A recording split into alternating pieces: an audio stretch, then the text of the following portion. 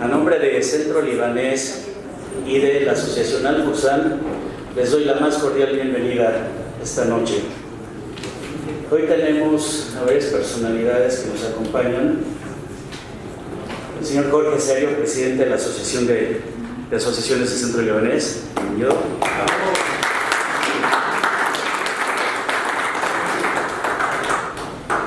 Alejandro Novoa, presidente del Consejo Consultivo de Al-Fursan.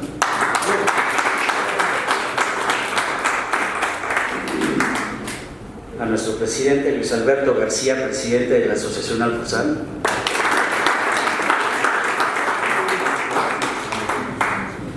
Y bueno, les presento rápidamente una breve biografía de nuestro orador de esta noche. Es ingeniero agrónomo egresado de la Universidad Autónoma de Chapingo, maestría en Administración Pública en la UNAM. Cuenta con varios diplomados en el INAP, ITAM y CIDE. En lo referente a su trayectoria en el ejercicio profesional, cuenta con más de 40 años en la administración pública, de los cuales 18 años los ejerció como director general de Educación Tecnológica Agropecuaria y director general de Concertación Social en la Secretaría de Agricultura. En su participación política y gremial fue diputado federal suplente por el 8º Distrito de Tamaulipas, diputado local en el estado de Tamaulipas, presidente de la Gran Comisión del Congreso del Estado de Tamaulipas, presidente del Colegio de Ingenieros Agrónomos de México, vicepresidente de la Unión Mexicana de Asociaciones de Ingenieros, la UMAI, académico titular de la Academia Panamericana de Ingeniería. Ha disertado sobre varios pasajes de la historia de México, entre los que destacan la consumación de independencia de 1821, vida y obra de Felipe Ángeles, Ricardo Flores Magón, Pancho Villa y Felipe Carrillo Puerto. Recibamos con un muy fuerte aplauso al ingeniero Ernesto Guajardo Maldonado.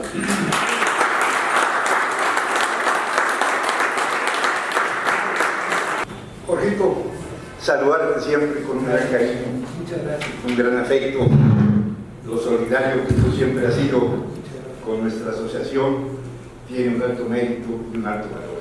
Muchas gracias. Gracias por estar con nosotros y su señor esposo. Muchas gracias.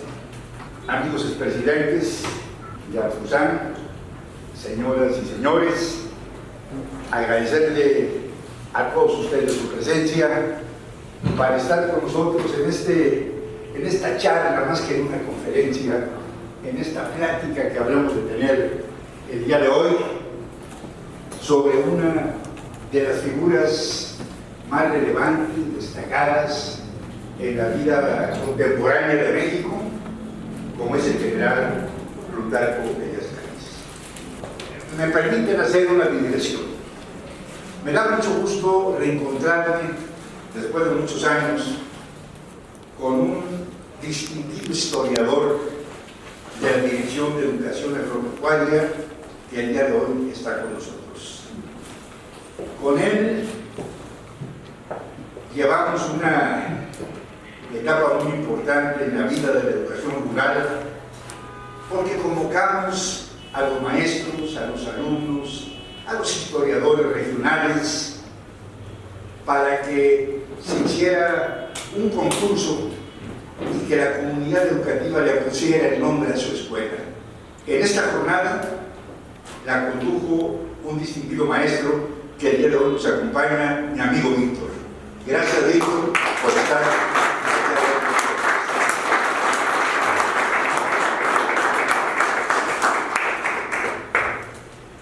Entrando en materia, la vida del general Calles desde su infancia fue una vida azarosa, difícil, compleja. Una familia un tanto disfuncional.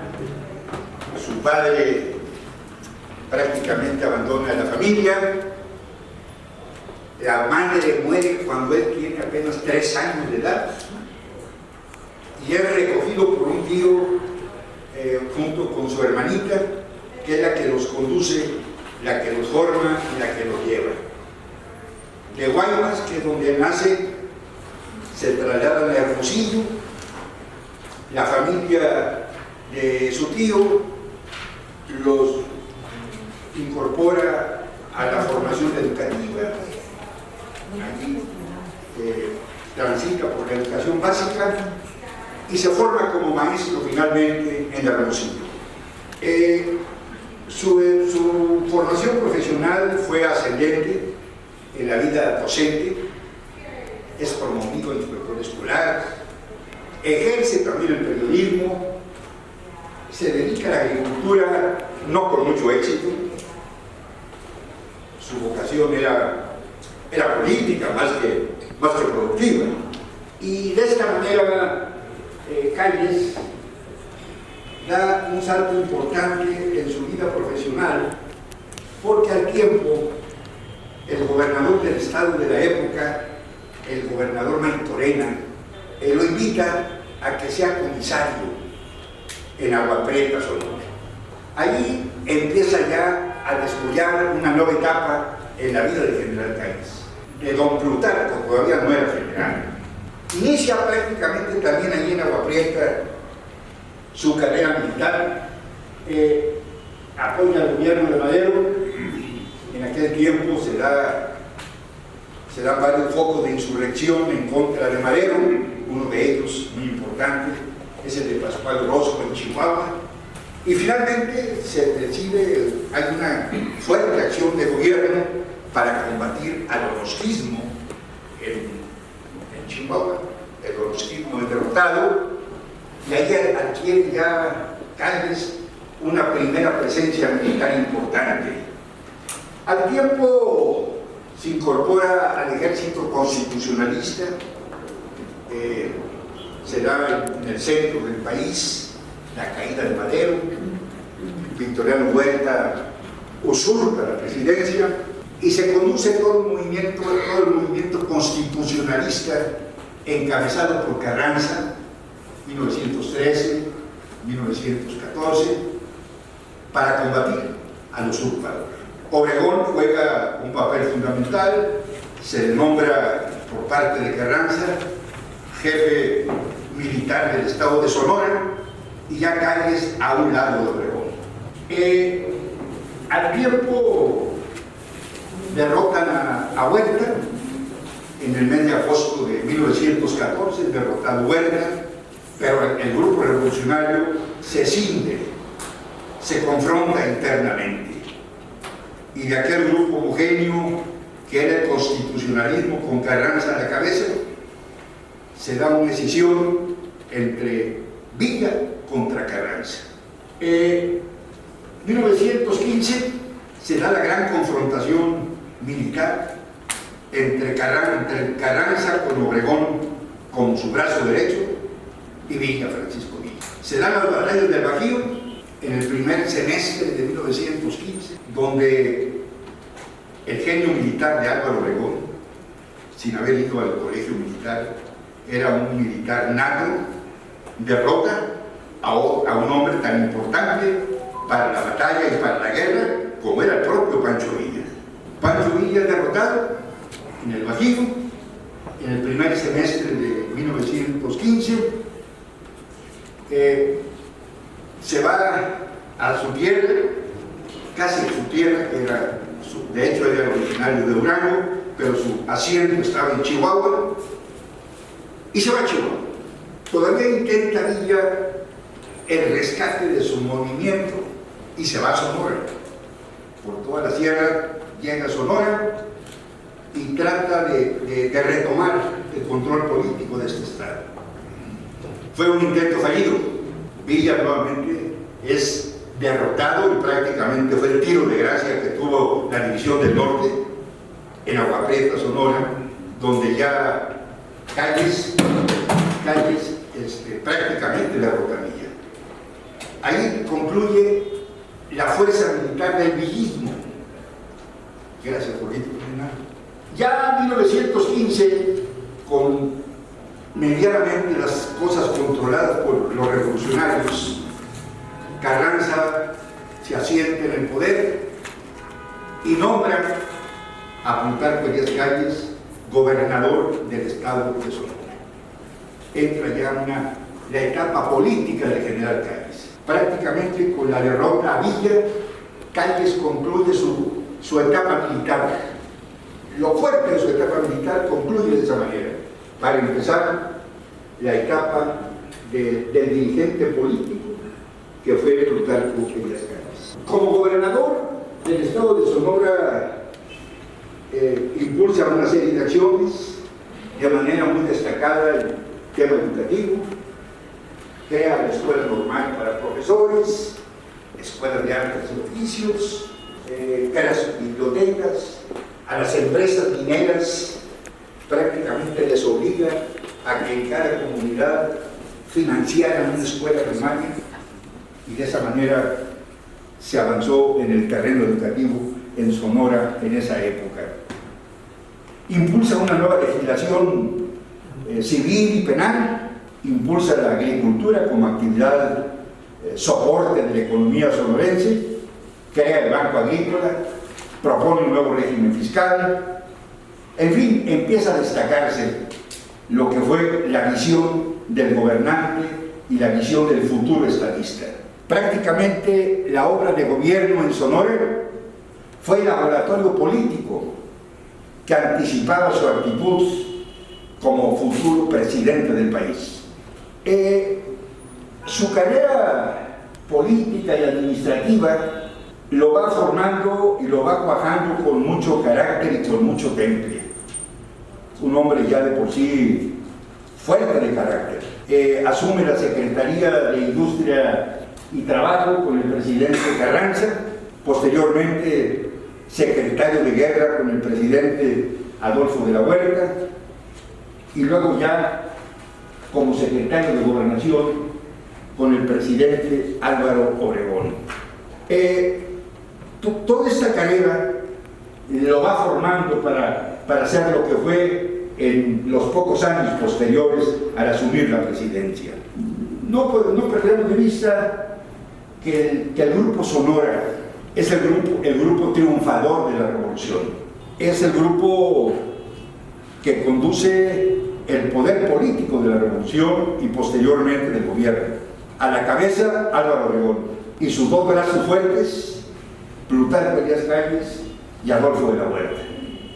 Los tres sonorenses. De la Huerta, un hombre que se distingue por su formación hacendaria, fiscalista, financiero, relevante para la época, es el que le permite al gobierno de Obregón conducir la economía de un país que venía de una revolución con una economía devastada y prácticamente ruinas.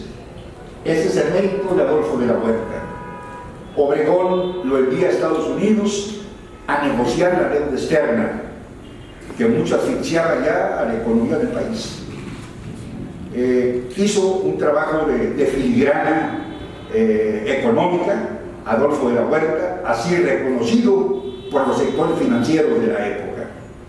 Es el brazo financiero de Álvaro Obregón. Y el brazo político, Plutarco Elías Calles. Una vez que va a concluir el gobierno del presidente Álvaro Obregón, se viene la lucha por la sucesión de él. Y bueno, evidentemente, los dos hombres fuertes que aspiraban a suceder a Álvaro Obregón era Adolfo de la Huerta y Plutarco Elías Calles. Será una lucha interna muy fuerte. Finalmente, la simpatía de Álvaro Obregón es por Plutarco Elías Calles. Eso provoca una alteración en la vida política de esa época. Adolfo de la Huerta no acepta que la sucesión presidencial recayera en Calles, y conjuntamente con un número importante de generales militares encabeza una rebelión militar. Una rebelión en contra de Álvaro Obregón, que había sido su jefe, y contra la misma designación de Plutarco Elías Calles. Fue una confrontación fuerte y violenta, que finalmente en el genio político de Obregón le permitió depurar al ejército. 70 generales de división fueron fusilados, fueron exiliados y fueron prácticamente acabaron esa gran parte del ejército. Hay una limpieza de los cuerpos directivos del ejército. Para eso le sirvió a Álvaro Obregón la rebelión de Adolfo de la Huerta. Adolfo de la Huerta es exiliado, se autoexilia a Estados Unidos, y Adolfo de la Huerta, un hombre fino, preparado, artista también, cantor, maestro de canto. De esa manera se gana la vida en Los Ángeles, una vez que sale del país. Por eso, en lo sarcástico que era Obregón, en los buenos tiempos, les decía Obregón tanto a Calles como a Adolfo de la Huerta. Le decía a Calles: Plutarco, tú y yo, si no ejercemos la política, nos morimos de hambre. Pero Adolfo de la Huerta no se va a morir de hambre, ese puede vivir del canto. Y así fue. Se va a Estados Unidos y de esa manera mantiene su situación económica fuera del país. En esa rebelión se llevaron gente muy importante, generales muy importantes que habían participado en la revolución, tanto en el villismo como en el carrancismo, gente muy querida, muy connotada. Y finalmente, pues, la posición militar de Obregón se impone sobre todos ellos y prácticamente los aniquilan. Ese mismo año, en 1924, cuando ya la rebelión de Adolfo de la Huerta es terminada, se lleva la elección del nuevo presidente de la República. Y bueno, no hay sorpresa, el nuevo presidente, el nuevo candidato y presidente sería Plutarco Elías Calles. Ese año, como presidente electo, Calles se va a Europa, quiere conocer nuevos horizontes para traerlos a México, nuevos proyectos.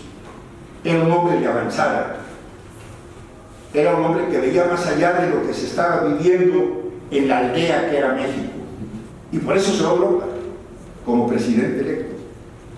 Se entrevista con los dirigentes obreros, textiles, industriales de Alemania, de Francia, donde ha recibido con honores, con mucho respeto. Se le recibe al presidente de México. Una vez que concluye su gira por Europa, se embarca a Estados Unidos y se entrevista con el presidente de este país, con el presidente Juárez, con quien después iban a tener algunas diferencias, pero en ese momento era la luna de miel. Es el encuentro del nuevo presidente de México, de un país que se estaba pacificando, que venía de una revolución donde todavía los cañones olían a pólvora. Ya como presidente del país, en el periodo de 1924 a 1928, Calles se manifiesta como un constructor de instituciones. Funda el Banco de México, crea el Banco Nacional de Crédito Agrícola, la Comisión Nacional de Caminos, la Comisión Nacional de Irrigación. Instituciones que perviven todavía hasta nuestros días. El Banco de México es ahorita, en aquel tiempo y ahora con más ganas, el factor de estabilidad económica del país. Pero en ese momento, que eran los 20s, la creación del Banco de México cubrió una parte muy importante: ser el único emisor de billetes. Había mucho desorden. Cada gobernador emitía billetes. Había un descontrol en todo el país. La creación del Banco de México permite darle orden a la economía como banco central. Todavía no autónomo. La autonomía se logra hasta épocas recientes. El Banco de México cubre esa función de estabilizar la economía del país. Tiene el talento Calles de integrar un equipo de una gran calidad. Su secretario de Hacienda, Alberto Pani, un hacendario muy destacado. ya había participado como tal en el gobierno de Obregón y continuó como secretario de Hacienda en el gobierno de Calles, y prácticamente a él se debe mucho de lo que aquí estamos hablando. La Comisión Nacional de Caminos le permite tener ya la estructura para hacer las primeras carreteras de México. México-Puebla, México-Toluca, México-Pachuca, Puebla-Veracruz, México-Acapulco. Empieza a crecer el sistema carretero y que tiene un alto mérito, porque esto se hacía con una economía diezmada. Toda esta obra se hace con una economía débil, después de una revolución.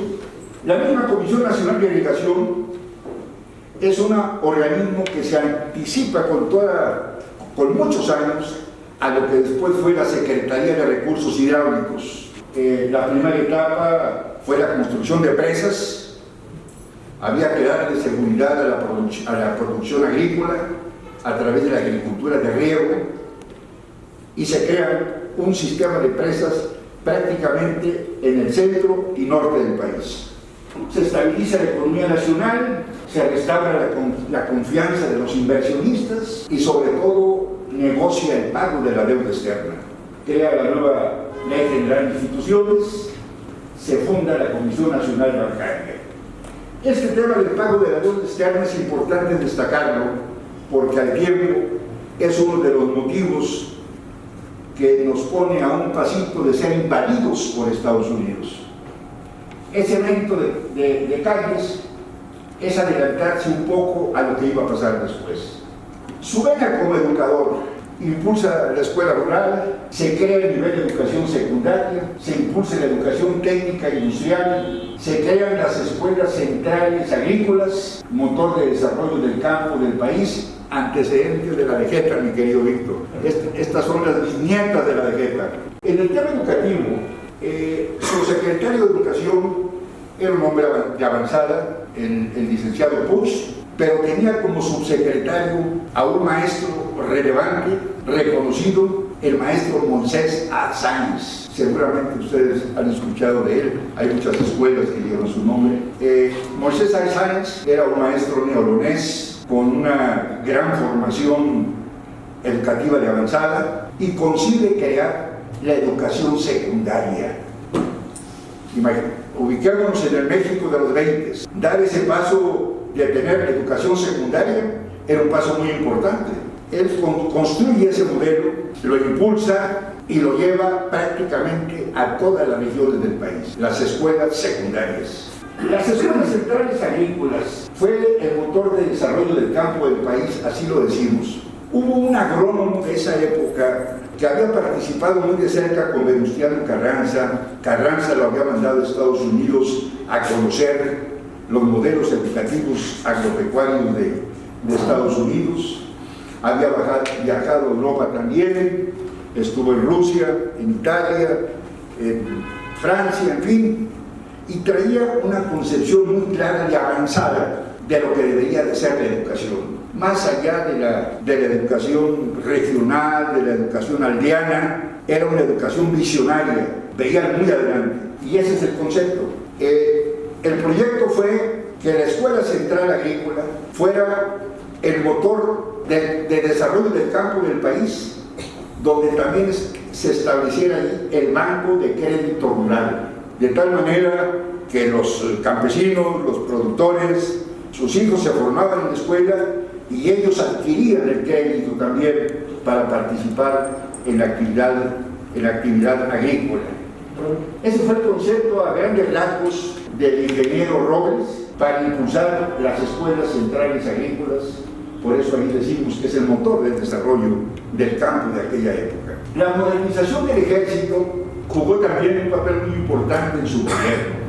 Tuvo como brazo derecho para llevar esta obra al general Amaro, Joaquín Amaro. Era el secretario de guerra y al mismo tiempo el jefe del ejército.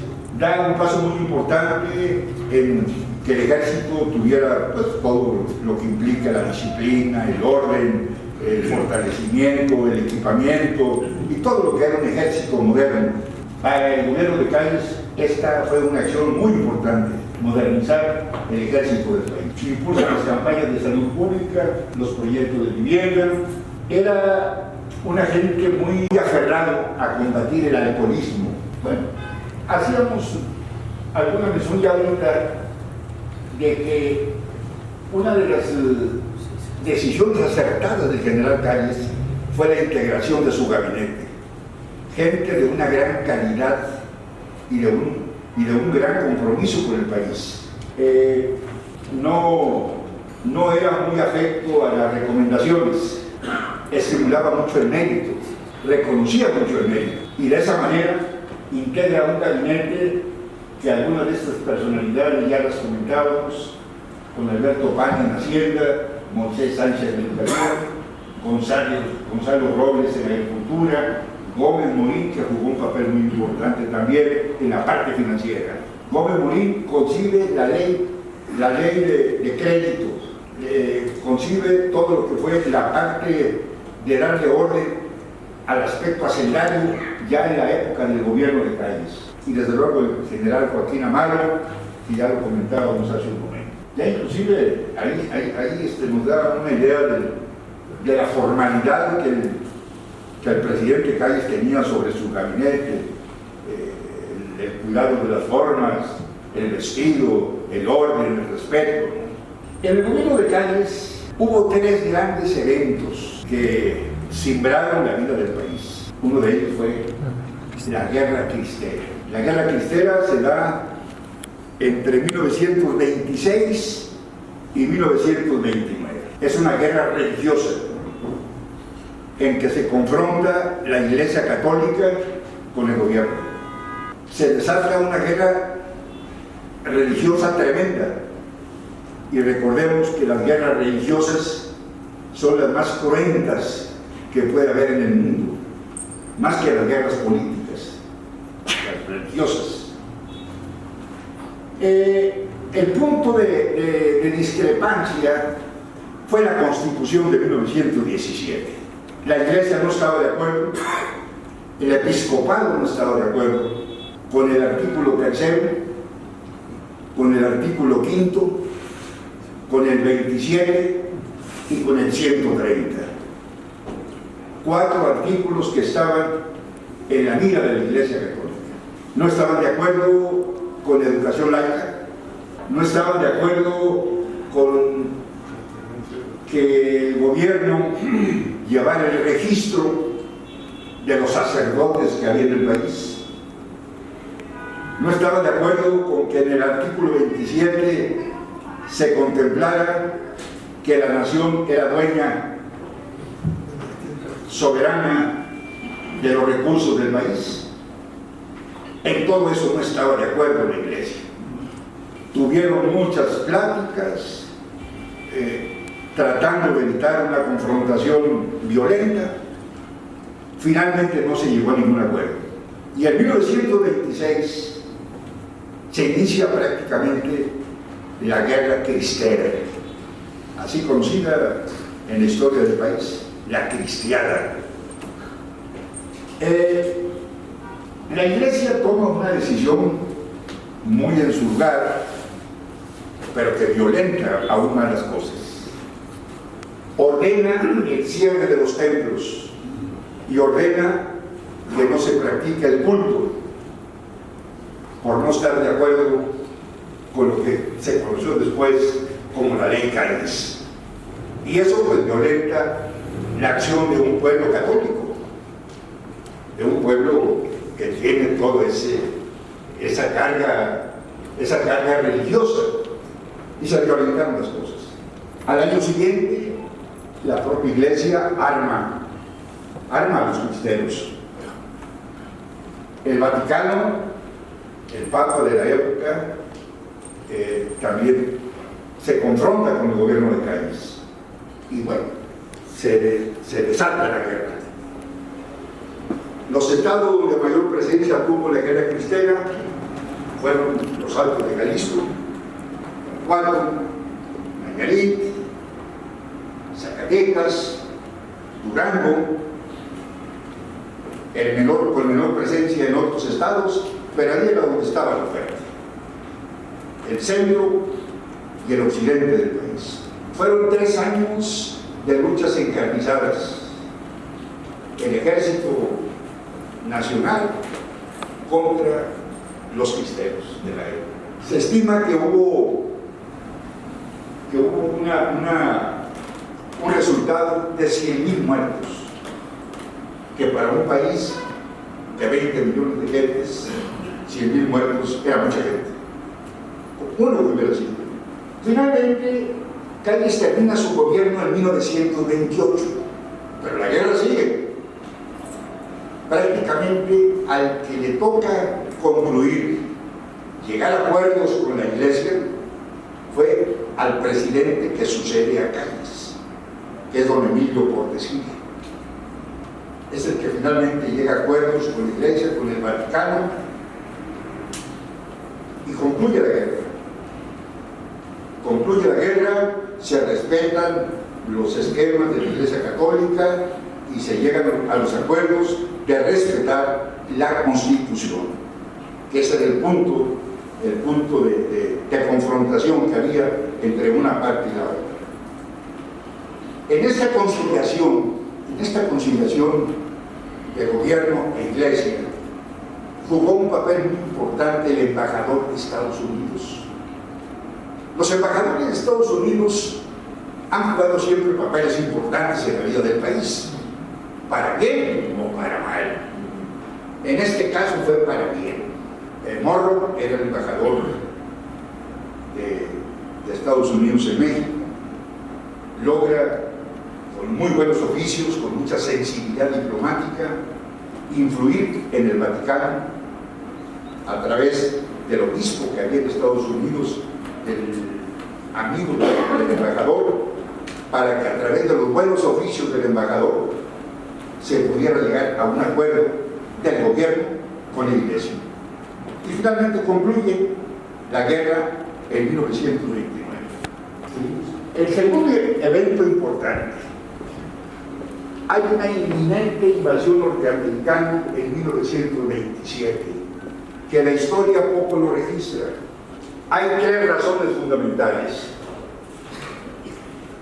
1, el petróleo. 2, el manejo de la deuda externa. Y 3, la demanda de los norteamericanos para que las propiedades que ellos tenían en México, que habían sido afectados por la revolución, fueran indemnizados.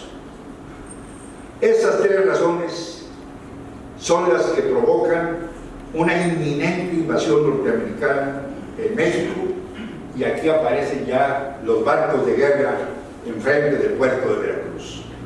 Calles, se le reconoce que tuvo la destreza diplomática, la sensibilidad diplomática para poder conducir el conflicto con Estados Unidos. Así como hablábamos de un buen embajador Morro, que nos ayudó a resolver la guerra cristera, el anterior embajador de Estados Unidos era exactamente lo contrario a Morro. Ese le atizaba duro el conflicto. Sheffield se apellidaba. Ese le atizaba duro. Estaba en relación siempre con su secretario de Estado, Kellogg, a espaldas del presidente de Estados Unidos, Bush. Exacerbaba la prensa norteamericana, el New York Times, señalando que el gobierno de México era un gobierno bolchevique,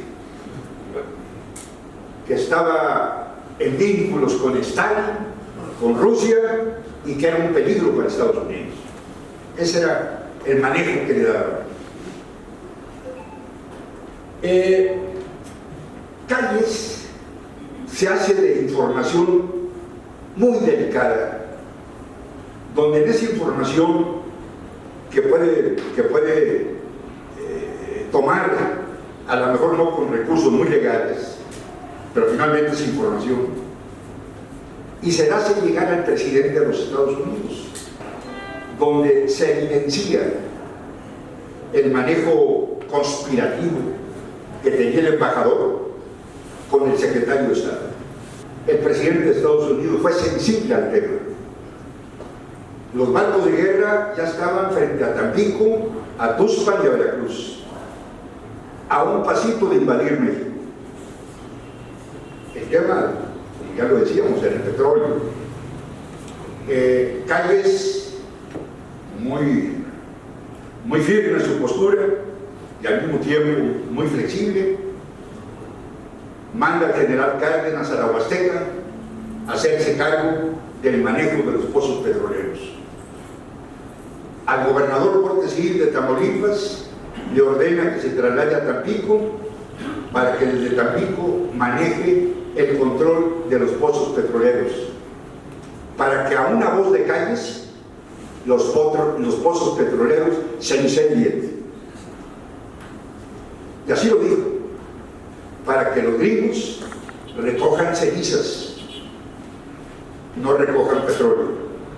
Así eran las cosas en esa dimensión. Y al mismo tiempo el manejo diplomático, las dos posturas, el apriete y el afloje. Eso lo hace un buen estadista que sabe manejar los tiempos. Finalmente, el presidente de Estados Unidos llega a muy buenos acuerdos con Calles, retira al embajador, a Sheffield, y nombra al nuevo embajador, que era el que comentábamos que fue un buen embajador, amigo de México, el embajador Morro, que ayudó tanto a resolver la guerra cristera como a negociar la deuda externa, llegar a acuerdos con las compañías petroleras y llevar las cosas más o menos conducidas en un marco de concordia y de paz. De esa manera, la invasión norteamericana no se llevó, y podemos estar hablando ahorita de cosas diferentes. Y en español. Y en español. El tercer evento en el gobierno de Calles, el magnicidio, la muerte del general Álvaro Obregón. Obregón había terminado ya su periodo de presidente en 1924, se había retirado ya a su tierra Sonora, a su hacienda, a la Quinta Chile, y estaba observando los acontecimientos que se daban en el centro de México desde Sonora, esperando tiempos mejores. En 1926, cuando ya Calles tenía 2 años de presidente, empiezan a moverse las fuerzas para que Obregón regresara nuevamente a la presidencia de la República. Y había que modificar la Constitución para que hubiera reelección. Y se hizo. En 1926 se modifica la Constitución y en 1927, siguiente año, Obregón es candidato nuevamente a la presidencia de la República. Eso sacude a la clase política, sobre todo a la clase militar, los que también legítimamente aspiraban al poder. Y hubo mucha confrontación violenta. Hubo dos generales, el general Francisco Serrano y el general Gómez, que también aspiraban a la presidencia, a ser candidatos a la presidencia. Los dos habían trabajado con Obregón, se habían formado con Obregón. Francisco Serrano había sido su secretario de guerra, pero todo eso se olvida en la lucha por el poder. Y compiten por el jefe. La competencia se da de manera descarnada, porque finalmente se resuelven los procesos de una manera violenta. Francisco Serrano es muerto aquí en Huitzilac, Morelos, y el general Gómez es muerto allá en Veracruz. Se da la elección y Obregón es electo presidente electo, todavía no constitucional. 27 En el 28, ya como presidente electo, Obregón tiene una comida aquí en la Bombilla. El monumento ahí está. Ahí en la Bombilla le hacen una comida al general Obregón como presidente electo. Y bueno, ahí se da el homicidio. Una etapa que es muy conocida en la vida de la Revolución. Un pintor, José León Toral, se acerca a donde está el presidio, Obregón comiendo, escuchando el Limoncito, una canción muy famosa de la época, y ahí lo mata. Ahí lo mata. Saca el revólver, son 5 balazos según esto lo que les da. Sin embargo, cabe la sospecha. Una sospecha que todavía la historia no la resuelve totalmente. Hay una autopsia que se hace al cadáver y en el cadáver aparecen 13 balazos. Esto ya marca diferencia. Una cosa es el atentado de un solo personaje y otra es el de varios, que ya el de varios es un complot. Si no se ha resuelto lo de Kennedy, si no se ha resuelto totalmente a satisfacción lo de Colosio, pues mucho menos eso. Esa es la historia. Hay un variante. Obregón era el hombre fuerte de la revolución. Aunque Calles era el presidente, el hombre fuerte era Obregón. Era el caudillo de la revolución, así se le reconocía. A la muerte del caudillo, la muerte de Obregón, el que queda como el hombre fuerte es Calles. Y bueno, ya Calles se encuentra con un problema muy serio, porque los obregonistas nunca estuvieron satisfechos, nunca estuvieron de acuerdo en que Calles no hubiera intervenido en la muerte de Obregón. La sospecha. La habilidad de Calles para evitar una guerra civil le dice a los obregonistas: yo quiero dejarles claro que no tengo nada que ver yo en este asunto. La investigación del homicidio, ustedes decidanla. Ustedes resuélvanla. Nombre a quien ustedes quieran. Y así bueno, los obregonistas deciden que el general Ríos Tertuche, un obregonista muy destacado, sea el que lleve la investigación del homicidio. Y había una segunda demanda de los obregonistas. Morones, que era un líder obrero, enemigo de Obregón, formaba parte del gobierno de Calles. Y la demanda de los obregonistas fue: quítamelo, quítame a Morones. Y todo lo que fuera Morones, concedido la segunda decisión. Y la tercera decisión importante de Calles, el hombre de talento, fue decir: bueno, alguien tiene que hacerse cargo de la presidencia.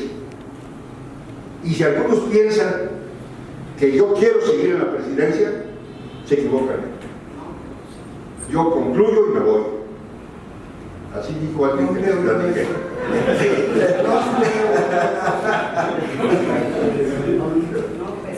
yo concluyo y me voy. Pero necesitamos nombrar a un presidente interino.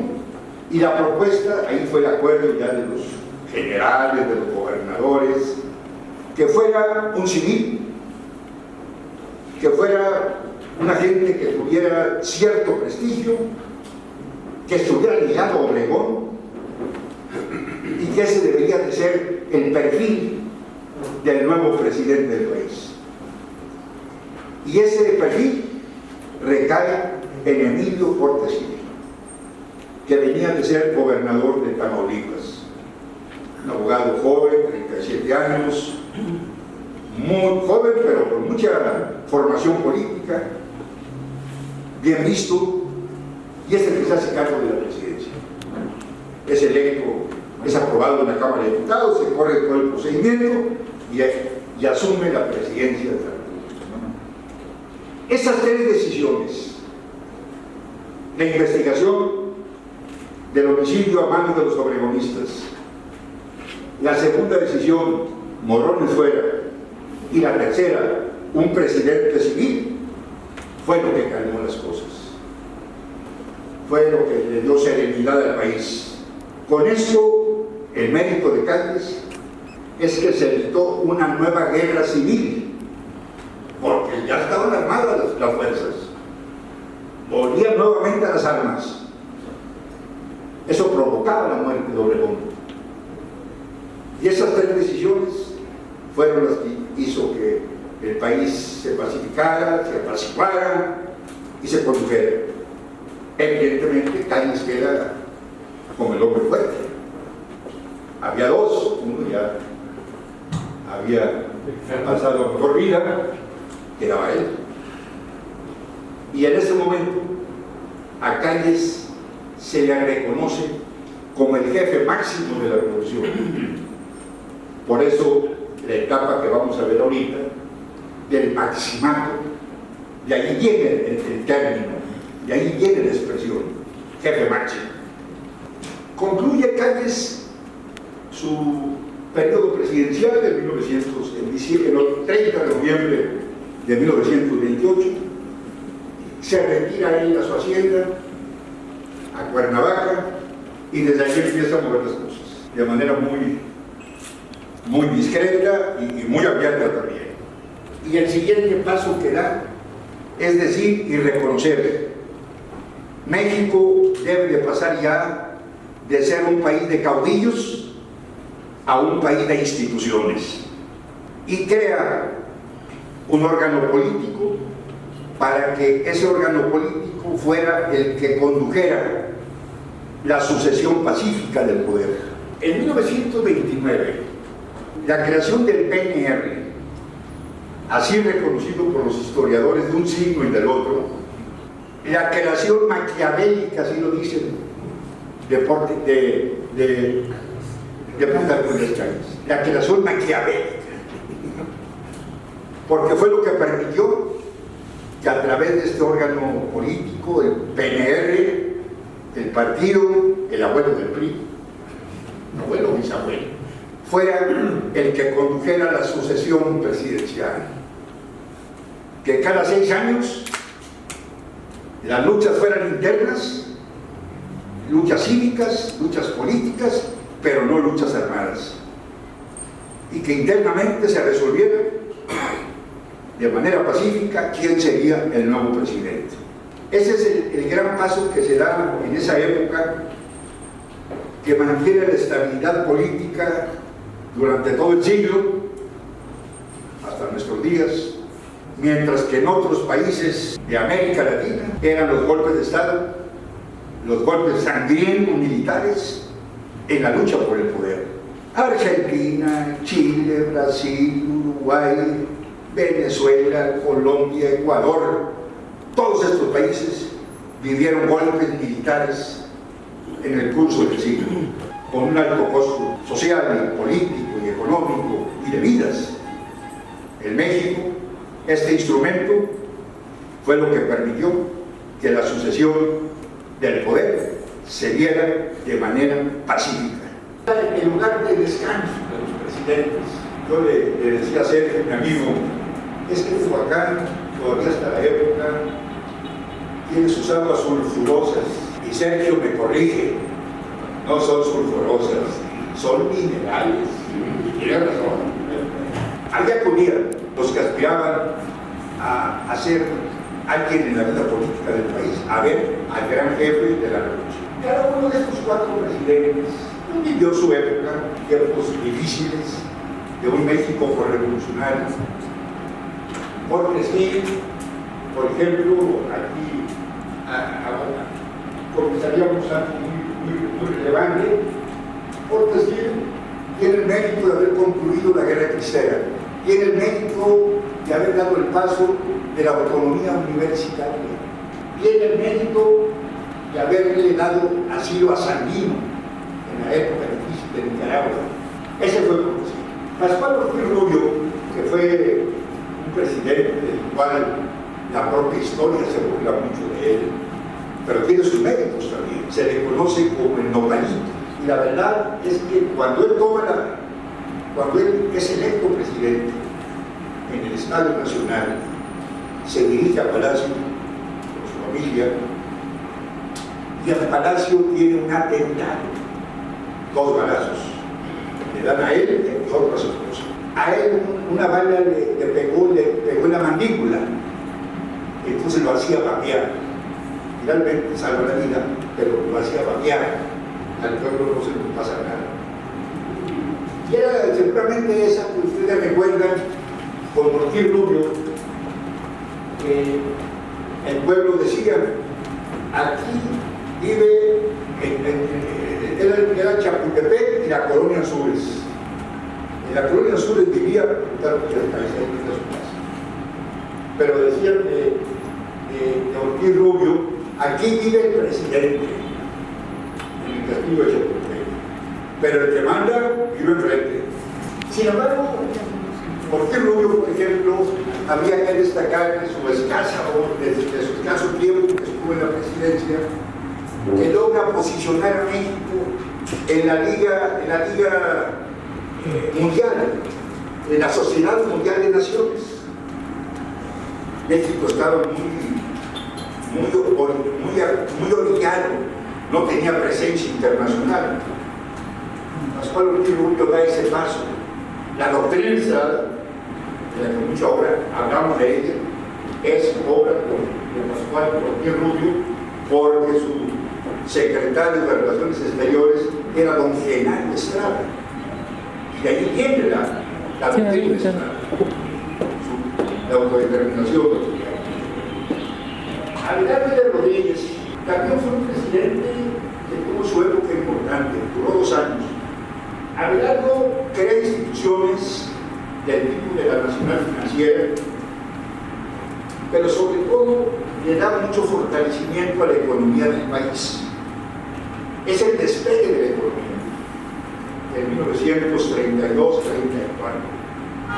Recuerden que veníamos de la Gran Depresión, del crack bursátil de 1929 en Estados Unidos, y había pegado a toda la economía mundial. Nosotros no nos escapamos.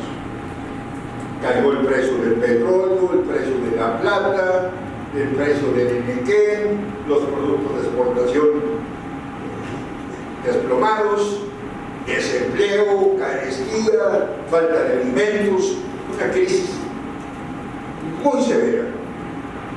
Nuestros padres, hablando de mi generación, seguramente la vivieron. Eran unos jovencitos en esa época. Y lo que había hablado de Rodríguez, la cuarta decisión que tomó Calles fue nombrar a Lázaro Cárdenas presidente de la República. Promover la decisión de Lázaro. Pero bueno, todo lo que empieza acá viene el ocaso del Maximal. Cárdenas, político, militar destacado para la época, asume la presidencia a una edad muy joven, 37 años. Pero traía toda una formación militar y toda una formación política. Había aprendido muy rápido. Y tuvo el acierto Lázaro Cárdenas, desde su juventud, desde sus primeros años, de estar alineado con el grupo vencedor de la revolución, con el grupo Solórzano. Y ahí hizo su carrera. Fue gobernador de Michoacán, presidente del PNR, secretario de Gobernación, secretario de Guerra, hasta llegar a ser candidato a la presidencia. No era un improvisado, era un hombre muy bien estructurado y muy bien formado en lo que era el ejercicio del poder. Logra la candidatura y asume la presidencia el 1 de diciembre de 1934. El trato de Calles con todos ellos era un trato muy de hacer sentir el poder, para que sepan quién es el que manda. Y con Cárdenas no fue decepción. Una anécdota ahí que cita Ignacio Solares, un hombre que ha escrito mucho sobre la revolución, que ya siendo Cárdenas presidente electo, ya quiere a rendir pleitesía al jefe máximo. Va a Cuernavaca, se anuncia para ver al jefe máximo a Calles. Calles está jugando una partida de póker y ya le avisan a Calles que se espere el general a que termine mi partida de póker. Así se la necesitaba. Yo creo que eso nunca se le olvidó a Cárdenas. Nunca se le olvidó que viene el siguiente paso. Inicia el gobierno de Cárdenas y con todo el poder absoluto de Cárdenas te impone el gabinete. Cualquier coincidencia, parecido con la realidad de coincidencia. La mitad del gabinete. El secretario de Relaciones, el de Educación, el de Hacienda. Y bueno, a los 6 meses, Calles tiene unas desafortunadas declaraciones donde dice que el gobierno, le pregunta cómo ves el gobierno, una declaración periodística, y ya pues, a su opinión, yo veo mal el gobierno, que va mal, hay muchas huelgas, no hay falta de gobierno, declaraciones desde el general Cárdenas, presidente, toma nota y al día siguiente está renunciando a todo el gabinete, sin decir más palabras, además tomando acciones. Entendió Calles el mensaje, se retira de la Ciudad de México Calles, se va a Estados Unidos un tiempo y regresa al siguiente año, 36, y vuelve a hacer otras declaraciones contrarias al presidente Cárdenas, como que no entendiste. Llega el 9 de abril del 36, un general enviado por el presidente a la casa del general Cárdenas. Tengo la instrucción del presidente de que se prepare porque en la mañana sale usted del país. Calles se sorprende y dice: ¿cuál es la razón? Yo soy soldado, yo nada más obedezco órdenes. Prepárese. Al día siguiente llega la partida militar a la casa de Calles y lo conduce al aeropuerto de Balbuena, que era donde estaba el aeropuerto. Allí estaba yo un avión esperándolo, y junto con algunos de sus amigos sale del país. Se van a Estados Unidos. Calles dice en algunas de sus expresiones: me salió barato, porque este no me mató. Y tenía razón, porque todo eso se resolvía de manera violenta, ¿verdad? Me salió barato, este no me mató. Y ya, Calles dura 5 años en el exilio en Estados Unidos, retirado totalmente de la vida política de México, en un plan muy familiar. Está en San Diego, y en 1941 el presidente Ávila Camacho lo invita a que regrese a México en un plan de conciliación nacional. Era el tiempo en que ya México entraba a la Segunda Guerra Mundial y se requería el acuerdo de unidad. Esa fue la sensibilidad de Ávila Camacho. E invita a todos los expresidentes de todos los signos, los que se querían y los que no se querían, a un acto en Palacio Nacional, en el balcón del Palacio Nacional, el presidente Ávila Camacho rodeado con todos los expresidentes. Ese fue el mensaje. Aquí estamos unidos. Así es como regresa Calles a México, ya en la parte final, ya muy diezmado en su salud, con problemas ya muy serios en su situación personal. Se va a vivir a Cuernavaca, se integra a la vida familiar y muere en 1945. Bueno, esta parte última 10 horas, ya en el 69, deciden que los restos del presidente Calles se lleven al Monumento a la Revolución, donde están ahí todos. Ahí están todos. Tirios y troyanos, ¿no? Lo mismo Lázaro Cárdenas, que por decir, todos ahí están. No sé si son hombres. Ayúdenme. A ver.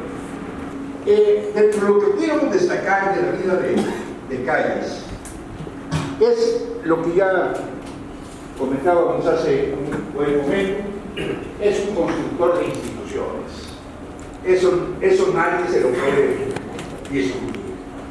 La creación del Banco de México soporta la estabilidad económica del país, institución visionaria vigente hasta nuestros días, actualmente el Banco Central Autónomo. Destaca la importancia de la infraestructura.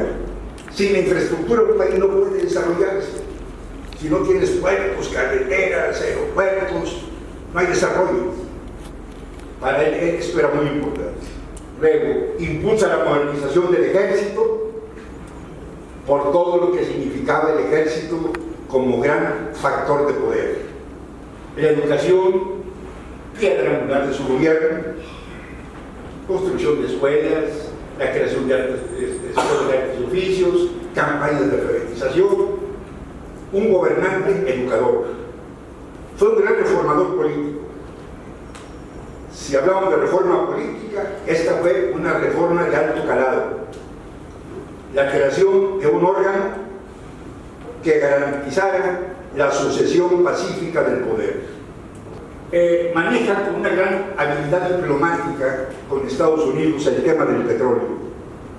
Evita, como ya lo comentábamos hace un momento, una inminente invasión norteamericana. Sobre la guerra cristera, allí consideramos que es una de las partes sombrías de su gobierno. Faltó una interlocución efectiva con la Iglesia Católica que evitara esta guerra religiosa que mucho lastimó al país. Y la parte final también, hubo un exceso y una fuerte injerencia en las decisiones de los gobiernos posteriores. Si habláramos de sombras, creo que estas dos últimas serían de las más relevantes. En síntesis, el presidente Calles fue un estadista visionario, constructor, creador del Estado mexicano moderno, un líder destacado del siglo XX. Con esto concluye mi comentario.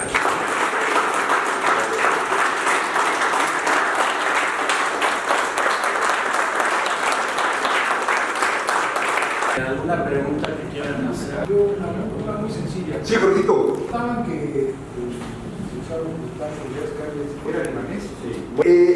Casualmente este tema, porque yo me aboqué a ver las diferentes fuentes para saber realmente cuál era el origen del presidente Calles. Aquí traigo yo un dato que nos puede ilustrar. Mira, la fuente es Archivo General de la Nación. Allí me metí para buscarlo. Y el Archivo General de la Nación dice: nació en Guaymas, Sonora, su ascendencia es española por ambas ramas familiares, su nombre original fue Francisco Plutarco Elías Campuzano, adoptó el apellido Calles de su tío materno, lo cual es cierto, y dice esta fuente, que no hay que creerla totalmente, pero lo dice esta fuente del Archivo General de la Nación, no tenía ascendencia libanesa ni judía. Esto es lo que dice esta fuente. Luego, Enrique Kraus, que es un estudioso también del tema, dice: su origen irregular de Calles sigue dándole dolores de cabeza. Algunas personas le atribuyen su origen musulmán, otros corren el rumor que tiene sangre siria. Por eso en Sonora le llaman el turco. Para los mexicanos, y lo cual es cierto, todos los de Levante, del Oriente Medio, son turcos. Los mexicanos, así nos referimos, erróneamente. Sea cierto o no es rumor, dice Kraus, Calles exhibe rasgos orientales. Orientales de Oriente Medio, no de China, ¿no? De Oriente Medio. Árabes, ¿verdad? Y sí, los rasgos son muy parecidos. Entonces, es un tanto difuso el origen de Calles Gordillo. Casualmente, pensando en esto, yo toqué la puerta de la Fundación Calles, que tiene una casa muy bonita aquí en la colonia Roma. Ernesto, Sí. una pregunta con otra connotación. Forjó él el PNR. ¿Sí? Los 3 presidentes que él impuso, el cuarto ya no tan directo, porque es electo por medio de votación popular, ¿sí? Pero los 3 fueron impuestos directamente por él. ¿Y bajo qué circunstancias? Porque finalmente se supone que ya había una vida democrática. Bueno, haciendo un poquito de historia, el PNR se crea el 4 de marzo de 1929. El primer presidente, el primer candidato que tiene el PNR para ser presidente fue Pascual Ortiz Rubio, impulsado por Calles. Esto no se movía solo, impulsado por Calles. Pero es el PNR su primer candidato y logra la presidencia. Por cierto, fue una competencia política muy fuerte con Vasconcelos. Encabezó todo un movimiento social, político de aquella época, con todo el apoyo de las clases medias, del sector universitario. Inclusive en aquel tiempo se habló de fraude. El hecho es que logra la presidencia Pascual Ortiz Rubio. Es el primer presidente propuesto por el PNR, como él renuncia a los 2 años, el que sigue ya no hay elección, que fue Abelardo de Rodríguez. Pero fue renuncia de parte Si renuncia a Pascual Ortiz Rubio. Y entonces lo sustituye Abelardo de Rodríguez. Abelardo termina el periodo hasta 1934. Y en el 34, la segunda postulación del PNR era de Lázaro Cárdenas. Y es candidato. Y luego ya presidente. Porque la de Emilio Portes sí fue También interinato. interinato. Claro. Interinato. Esa es más o menos la frecuencia de los 4 presidentes.